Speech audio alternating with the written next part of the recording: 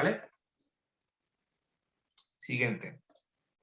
Programa de mensajería instantánea. Bueno, esto igual, esto hay normativas, ¿no? Hay pautas que no las hemos puesto, ¿no? Que son obvias, ¿no? Pues, por ejemplo, pues no enviar mensajes xenófobos, no enviar contenido que sea chungo, entre comillas, o sea, un uso racional de todo, ¿no? Del correo, del chat. Esto hay un documento más extenso de donde hemos sacado esta presentación, donde está todo explicado y os tenéis que leer, ¿vale? Y no vamos a entrar en detalle de estas cosas porque son un poco de sentido común, ¿no?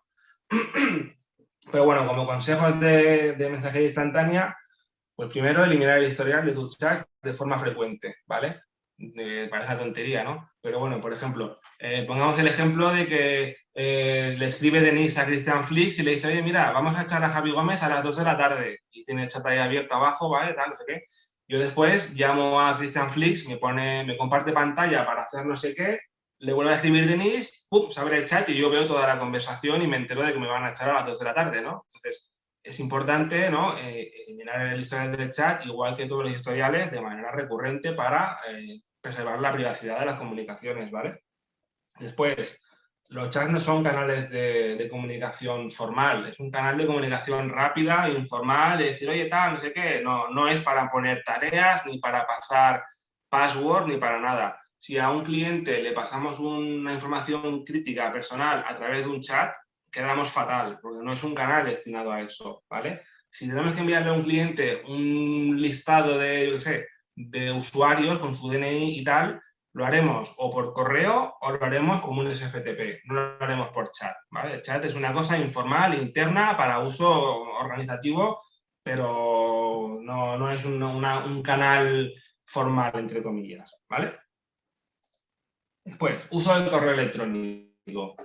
Hay que fijarse, bueno, el correo electrónico destacado porque es la puerta de entrada de ataques de tipo phishing, ¿no? Que son los que están tan de moda hoy en día y los que más afectan a todas las empresas, ¿no? Antes comentaba que habían 50 millones o de media de ataques al día, ¿no? En este último año, por ejemplo, hay empresuchas, ¿no? Como Globo, Facebook, el SEPE, Ateslas, Mafre, Quirón, Vueling, Tesla, Garmin, Adif, Twitter, Honda, Enel, EasyJet, Decathlon, entre muchas otras, que en este último año, ya no te digo la historia, en este último año han sufrido brechas de seguridad. O sea, esto pasa y pasa bastante, ¿no? Y no nos tenemos que confiar. Entonces, uso del correo electrónico. Hay que tener mucho cuidado cuando nos llega un correo electrónico de que la dirección que nos lo está enviando sea realmente la que pensamos que nos la está enviando, ¿no? Como pongo aquí, no es lo mismo Gmail que Grmail, ¿vale? O sea, hay que prestar atención porque nos la pueden colar. Después, bueno, esto es una forma, ¿no? Un atacante puede utilizar una dirección de correo muy similar a otra que es legal para engañarte, decirte que es quien no es, ¿vale? También, otra cosa, no solamente hay la posibilidad de que pongan una dirección parecida, pueden usar la misma. Yo puedo enviar un correo diciendo que soy javi@telefónica.es, ¿vale? Y seguramente te llegue. ¿Y qué pasa? Por ejemplo, Gmail, cuando detecta que el emisor del correo tiene algo raro, ¿vale? Te muestra un interrogante al lado del correo, ¿vale? Esto lo voy a poner ahora, mira. Esto de aquí. Bueno, esto hicimos un simulacro, ¿veis? Aquí el interrogante te dice, correo de colectivo VIP no ha podido verificar, cojones, no ha podido verificar que repli.factorial fuera verdadero remitente de este mensaje, ¿vale? Pues si veis un interrogante, pues algo ya raro está pasando, ¿vale? ¿Qué más? En caso de dudas, revisar las cabeceras del correo sospechoso, ¿vale? Esto a alguien se lo he explicado y se lo he enseñado en directo y bueno, es muy sencillo, ¿vale? Para ver las cabeceras del correo. Por ejemplo, en este correo, yo veo que me llega aquí como el interrogante, ya, raro, ¿vale? Digo, bueno, voy a ver las cabeceras, ¿cómo lo hago? Le doy aquí a los 3 puntos, más, y le doy mostrar original. Y se me abre aquí un texto, ¿vale? ¿Veis? Entonces, por ejemplo, mecanismos de protección de correo, SPF de Kim. Aquí te dice, este ha fallado de entrada y este ha fallado también un poquito de entrada. Ya esto nos tiene que sospechar. Un usuario o un cliente que nos envíe un correo que está mal configurado, ¿sabes? Es raro, ¿vale? Nos tiene que sospechar. Después, ¿qué más? Cuidado porque el phishing no solo pasa por email. Claro, existe la variable por SMS o por llamada telefónica. Lo mismo, te puede llegar un mensaje SMS a tu móvil del número 665243, ¿no? Un número que no podemos comprobar tampoco bien de quién es, con un enlace que te pone tu vacuna del COVID está disponible, clica aquí, ¿no? Por ejemplo, pues tú le vas a dar, ¿no? Y pues la has liado igual que por el correo, es lo mismo, ¿vale? Hay que tener cuidado tanto por correo como por teléfono o por móvil o por lo que sea, ¿vale? Hay que tener sentido común. Es decir, hay que preguntarse, ¿tiene sentido que esta persona me esté enviando un correo? Por ejemplo, ¿tiene sentido que Jordi Ferrer me envíe a mí un correo escrito en alemán pidiéndome o adjuntándome un Excel, un punto Excel, poniéndome aquí tienes el listado que te prometí? ¿O es normal que el banco Pichincha, que yo no soy cliente, me diga, te ha tocado, ¿no?, un crédito de 1.000.000 de euros que puedes reclamar aquí gratis, ¿no? O sea, hay que tener un poco de sentido común, ¿vale? Esto es lo que comentaba antes también de la ingeniería social, ¿no? Que trata de explotar vulnerabilidades humanas, ¿no? Una vulnerabilidad humana, por ejemplo, es la pena. La pena es la confianza, es el miedo, es la avaricia, ¿vale? Esto es una ciencia, ¿no? Entonces hay que tener un poco de cuidado y un poco de picardía en este sentido y ser un poco realistas y desconfiados, ¿vale? Después, otra cosilla. Si enviamos datos críticos, los adjuntaremos al correo comprimidos con contraseña, proporcionándola posteriormente por otro canal al interesado, ¿vale? Esto también guarda un poco de relación con lo que explicaba antes. Si yo le tengo que enviar a un cliente un documento confidencial, ¿vale? Primero, no se lo enviaré por chat, ya le he dicho que no, ¿vale? Y segundo, ¿lo puedo enviar por correo? Sí, pero ¿cómo lo envío para quedar realmente bien y que sea seguro? Pues lo enviaré comprimido con contraseña, ¿vale? Y esa contraseña se la voy a enviar a la persona que va a recibir el correo por otro canal. Se la voy a decir por teléfono, le voy a enviar un WhatsApp o voy a usar otro correo diferente para enviárselo, ¿vale? De esta manera, si alguien intercepta el correo con el punto zip o el punto RAR con contraseña, no va a poder entrar al documento, ¿vale? Esto, enviarle a un cliente información en claro, aunque sea a través del correo, también quedamos fatal, ¿vale? Entonces, hay que acostumbrarse siempre a si enviamos algo que sea comprimido y con contraseña, ¿vale? ¿Qué más? Documentos en soportes no digitales.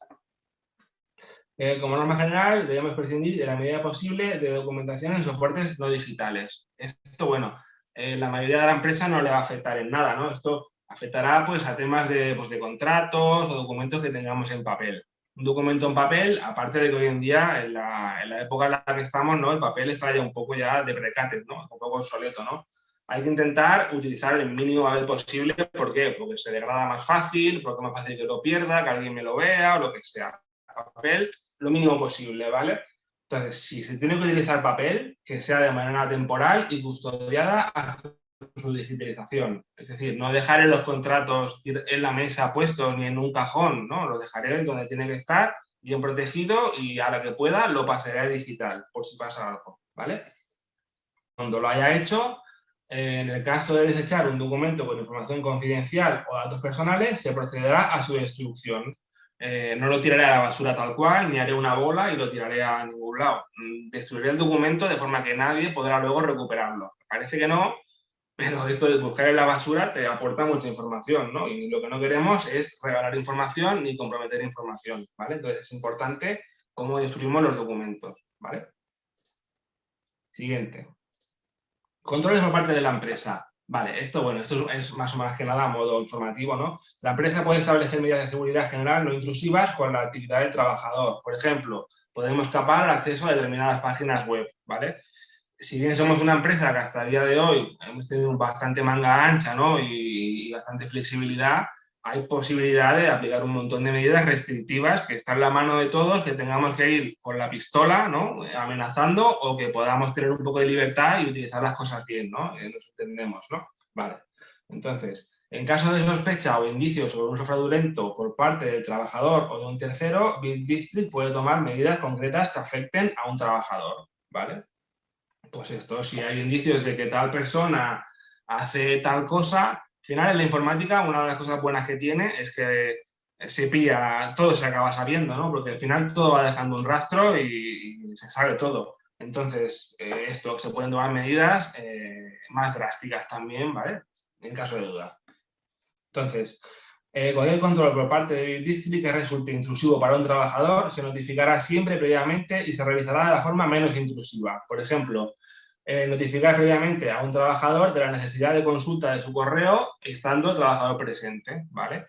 Pues si, por poner un ejemplo, si se piensa que Avera utiliza su correo para enviar mensajes raros o recibe un mensaje raro, pues podemos entrar a su correo y mirarlo siempre y cuando pues lo digamos, ¿no? Y ya está. O sea, tenemos acceso, digamos, ¿vale?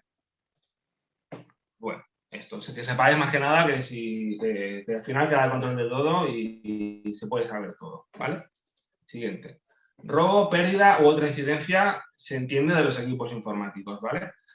Primero, ten atención cuando trasladas dispositivos, que no se te olviden o que no te lo roben, ¿no? Esto, bueno, es lo típico que cojo y me voy a la oficina de Madrid, quizá, ¿no? Y tengo mi portátil y el móvil y voy a pasar el AVE, paso el algo de seguridad, dejo el portátil aquí y el móvil allá y como no suelo llevarlo, no me entero y lo pierdo o me lo roban, ¿vale? Por suerte los equipos van encriptados y tienen una serie de medidas, ¿no? Pero bueno, hay que tener cuidado, ¿no? Y prestar atención a los dispositivos, sobre todo los corporativos, ¿no? Si te roban tu móvil personal, pues bueno, es problema tuyo. Pero si te roban un portátil corporativo, el problema es de todos, ¿vale?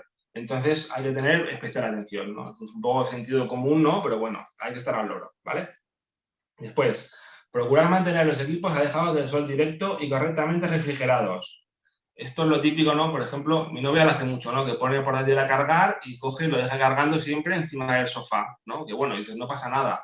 Bueno, sí, no pasa nada, pero los ordenadores portátiles en general suelen respirar o suelen refrigerar en parte por la parte de debajo. Si yo pongo un portátil encima de una manta encendido durante no sé cuántas horas, se va a calentar y se puede romper, ¿vale? Igual que si lo dejo al sol. Si yo cojo un móvil, el móvil corporativo y lo dejo al sol, porque tengo una terraza, se puede romper y me puede hasta explotar y me puedo hacer hasta daño, ¿vale? O sea, hay que tener un poco de cuidado con el equipo informático y tratarlo bien, ¿vale? Cuidado con los golpes también. Los discos duros, hoy en día los SSDs no tanto, pero los discos duros en general, los que son mecánicos, los más antiguos, con un simple golpecito que tú les des lo puedes romper. Los móviles igual, los móviles le das un golpe mal dado y partes la pantalla y te has quedado sin móvil, ¿vale? Entonces hay que tener cuidado con los golpes, ¿no? Es obvio, ¿vale? Y por último, ser limpio con los equipos. Lo mismo, si el portátil lo tengo lleno de polvo y comido de mierda, es fácil que el portátil no pueda refrigerar bien y se caliente. De la misma manera, si yo me pongo a comerme un plato de fabada, ¿no? Una sopa encima del portátil, pues fácilmente que se me caiga también líquido y me lo cargue, ¿no? O sea, hay que ser un poco limpio y pulido con los equipos, hay que tener un poco de miramiento en ese aspecto, ¿vale?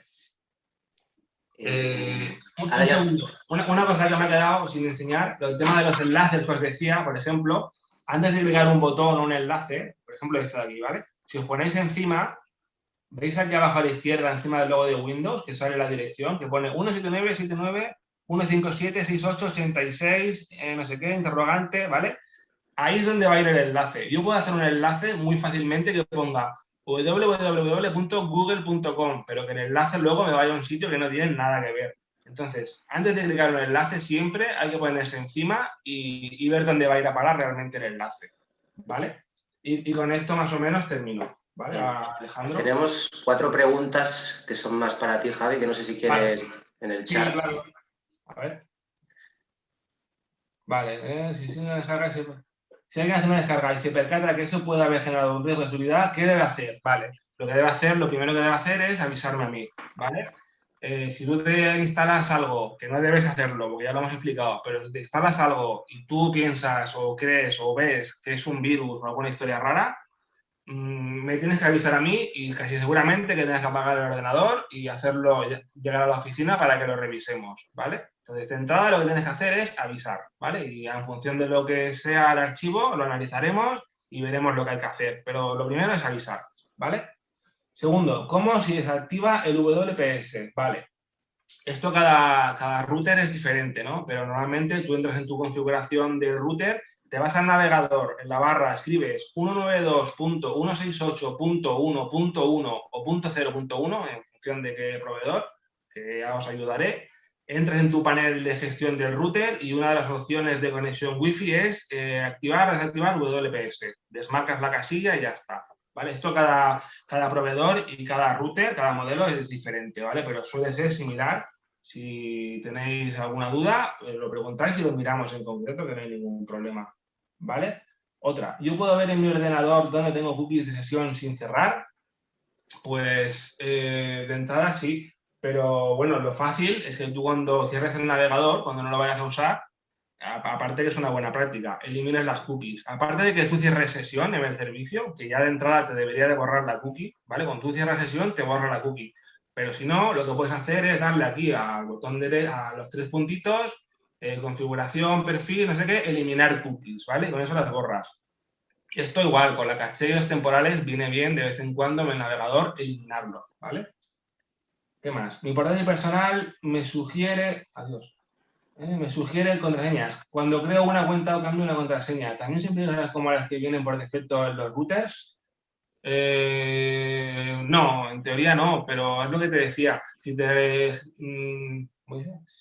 sugiere una contraseña que es muy difícil y que a ti no te la vas a acordar de ella porque es una contraseña rara, pues al final la vas a tener que apuntar a algún sitio y va a ser casi peor. Entonces, yo pienso que es mejor poner cada uno contraseñas el mismo, difíciles, eso sí. ¿Que quieres poner la que te sugiere tu ordenador? Pues ponla, seguramente sea segura, ¿vale? Pero yo soy partidario de contraseñas, como he dicho, con técnicas que luego te acuerdes, ¿no? Palabras que tú te acuerdes luego de forma fácil, ¿vale?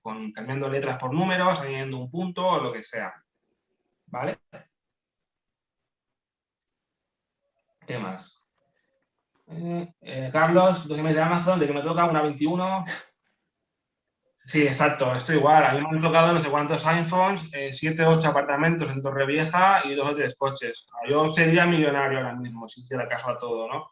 Esto es lo que decía, que en la ingeniería social lo que explota es, una de ellas es la avaricia, ¿no? La avaricia, por ejemplo, te ha tocado un coche, venga, bien, bien, bien, ¿sabes? O la pena, tal persona está súper enferma, por favor, envía un formulario. O la confianza, ¿no? Si, por ejemplo, si Jesús Alonso os escribe un correo y os dice, oye, mira, que me envía metal, hostia, es Jesús Alonso no, pues habrá de confiar en él, ¿no? Pues siento decir que no, hay que tener siempre desconfianza ante todo, ¿no?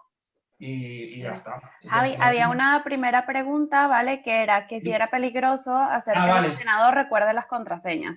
Bueno, sí que es peligroso, entre comillas, porque si yo entro en tu ordenador, porque te lo has dejado desbloqueado y me meto en tu casa y lo tienes ahí desbloqueado, pues claro, poder acceder a todo. Es verdad que yo qué sé, es muy cómodo, ¿no? Que te recuerda la contraseña, ¿no? Pero lo mejor realmente es que no, ¿vale? Entonces esto ya, no sé cómo... Javi, el propio navegador tiene un gestor, ¿no? De contraseñas también. Sí, el propio navegador tiene un gestor de contraseñas también, exacto, Claro. sí. Exacto. En teoría son mecanismos que son seguros, pero contra menos cosas recuerden o sepan tus contraseñas, al final es mejor, ¿sabes? Vale, pues quedan 3 slides más que son aspectos legales. Este primero es privacidad, bueno, el GDPR, ¿no? En nuestro trabajo, a ver, yo he hecho aquí como 5 principios para que son la base, ¿no? Para mentalizarnos. Hay una privacidad que es hacia afuera, es decir, todos los datos que tratemos en Peak District no deben ser conocidos por terceros, ¿verdad? Esto es bastante obvio, pero también hay una privacidad hacia adentro, es decir, esto también lo comentaba Javi antes, cada uno de nosotros solo debe poder acceder a información, a datos personales para el desempeño de nuestras funciones laborales. ¿Esto qué quiere decir? Por ejemplo, pues que si soy un CAM y recibo un listado de estos para actualizar usuarios en un colectivo, ¿no? Para dar de baja y tal. Pues hombre, yo tengo que, como CAM, tengo que custodiar esa información, esos datos personales. Eso quiere decir que, ¿quién más puede conocer ese listado? Pues quien tenga que conocerlo, ¿no? ¿Alguien de mi departamento lo tiene que conocer? Vale. ¿Que alguien en operaciones lo tiene que conocer porque tiene que tratar algo? Vale. Pero que de alguna manera nos hagamos responsables también hacia adentro de esa privacidad, ¿no? Que no pensemos, bueno, todos los datos personales que tratamos en Bit District está legitimado y por tanto los puede tratar cualquiera, ¿no? Ni podemos reenviar mails a cualquiera porque sí, y lo que decía Javi también de compartir la pantalla, cuidado si tenemos abierto según qué cosas, y ya está, es solo eso.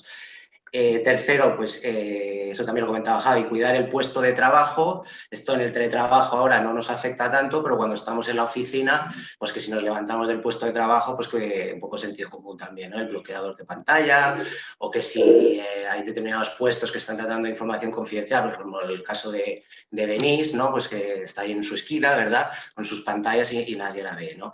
¿Qué más? Utilizar información, bueno, pues comentamos, únicamente para la información, para la finalidad exigida y no para otra cosa. Esto puede sonar un poco obvio, pero es que en protección de datos siempre hemos de pensar en la finalidad. Es decir, todo tratamiento de datos responde siempre a una finalidad.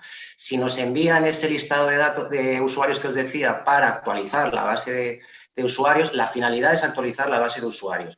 Ni es aprovechar ese listado para otra cosa, ni podemos ni podemos tratarla de otra forma, es decir, en otro formato, ni nada. Es decir, nos tenemos que ceñir a la única finalidad para la que tenemos esos datos. Y una vez acaba esa finalidad, pues hemos de pensar, es decir, ¿qué hacemos? Destruimos, conservamos durante un tiempo, está justificada esa conservación. Es un poco esas reglas. Y por último, esto también es importante, el tema de lo que se llama el enriquecimiento de las bases de datos, ¿no? Es decir, esto los comerciales os sonará más, ¿no? Que es el tema de, ojo con las anotaciones que nos hacemos en nuestros ficheros y bases de datos. Es decir, si tenemos, por ejemplo, un fichero con información de prospects, a los comerciales ya sé que os va muy bien, por ejemplo, haceros anotaciones de, pues, este contacto de este prospect, pues, sobre el estado de salud, por ejemplo, ¿no? Pues está embarazada esta persona, pues este persona se va a casar, o tiene este problema de salud, o es su cumpleaños. Estas cosas que nos anotamos porque nos ayudan, ¿no? En esa comercialización, ojo, porque eso no deja de, estamos enriqueciendo esa base de datos sin estar justificado. Esa base de datos puede acabar en un sitio no deseado. Y en el peor de los casos, pues imaginaros, aparece esa base de datos en un mail o incluso se ha imprimido y acaba en no sé dónde, y entonces tienes una base de datos de contactos, prospects y una serie de comentarios personales, ¿no? De salud, etcétera. Pues un poco ser conscientes de eso. La siguiente slide, Javi, que es la de confidencialidad. ¿Vale? Cuando hablamos de confidencialidad, tened en cuenta que cuando se habla de información, hablamos tanto de datos personales como de información en general, porque no solo hay información que es importante proteger porque lleve datos personales, sino porque también es información confidencial de la empresa, como pueden ser, por ejemplo, temas de pricing, ¿no? Comerciales. Entonces, que tengamos en cuenta eso, ¿no? Que toda la información que tratamos en nuestro día a día, lleve o no datos personales, es confidencial por defecto. ¿Cuál es la que no es confidencial por defecto? Pues la que ya es pública, por ejemplo, la que tenemos en la web corporativa, ¿verdad? La información que BitDistrict ya haya publicado previamente, pues eso ya tiene la consideración de pública. Otro tipo de información, si no tenemos una autorización expresa, es mejor siempre preguntar a nuestro responsable directo o a la dirección, decir, oye, me gustaría compartir esto, tal, si no está claramente justificado, preguntemos siempre antes. Y bueno, sí, lo que os comentaba, esto que siempre pidamos autorización. Y por último, propiedad intelectual, muy por encima.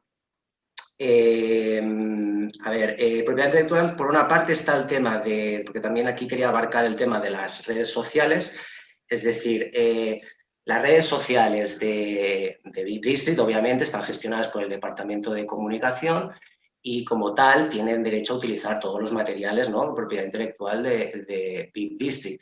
En nuestro caso, como empleados, podemos registrarnos, sobre todo en redes sociales profesionales, nuestro perfil profesional y utilizar, evidentemente, el logo, la marca de BitDistrict para gestionar ese currículum, pero más allá de eso siempre hay que pedir una autorización. Para cualquier tema de material gráfico que queremos utilizar puntualmente, sobre todo cuando es para un uso más personal, ya no tanto para funciones, ¿no?, o para un cliente. Tema de redes sociales también. Claro, en las redes sociales, tanto nos identifiquemos claramente como trabajadores, o a veces hay puestos, como el caso de dirección, que es notorio, que pertenecen a una empresa, siempre está el tema de los comentarios, ¿no?, que se hacen en las redes sociales.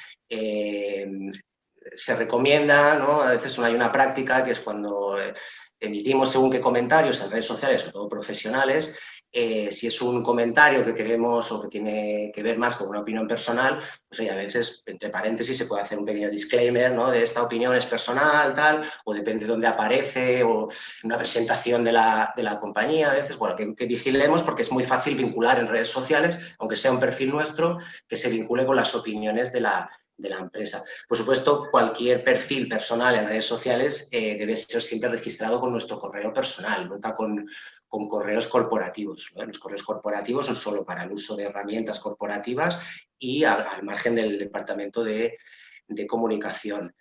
El tema de las imágenes de los empleados. Como sabéis, cuando se inicia la relación laboral, ¿verdad? Hay una cesión de derechos de imagen, porque tiene que ser así, tiene que ser expresa. Y obviamente siempre que Big District utilice imágenes de los empleados, siempre está acotada por esa cesión de derechos de imagen, es decir, siempre va a ser publicada esa imagen en medios de la empresa y siempre se va a tratar de imágenes que ha captado la empresa, ¿no? Fotografías de la empresa durante la jornada laboral o durante las actividades, y si se trata de una imagen del empleado, pues está en la foto de perfil de LinkedIn, pues siempre la empresa siempre va a pedir antes permiso. Oye, ¿te importa que utilice esta imagen tuya en este medio de la empresa tal? Y cualquier también utilización específica, ¿no? Extraordinaria, pues siempre se va a pedir un consentimiento expreso. Oye, mira, que vamos a hacer un vídeo para una campaña concreta o para este medio y tal, ¿quieres que aparezca tu imagen? Etcétera. Y por último, también, que esto sí que tiene que ver con la propiedad intelectual totalmente, tenemos que ser conscientes que como empleados de Big District, todo nuestro trabajo, todo lo que genere de propiedad intelectual, de derechos de propiedad intelectual de nuestro trabajo, pasan a pertenecer a la empresa. Es decir, tanto lo que ya hay, es decir, el software, documentación, imágenes, vídeo, nuestra plataforma, que todo eso es propiedad intelectual de la empresa, pero también todo lo que nosotros trabajemos sobre todo eso y creemos pasa a formar parte de la propiedad intelectual de Big District y, por tanto, cualquier uso que no esté específicamente ya consentido, pues tenemos que solicitarlo expresamente. Y hasta aquí, yo no sé si yo tengo alguna pregunta de lo mío. Vale, aquí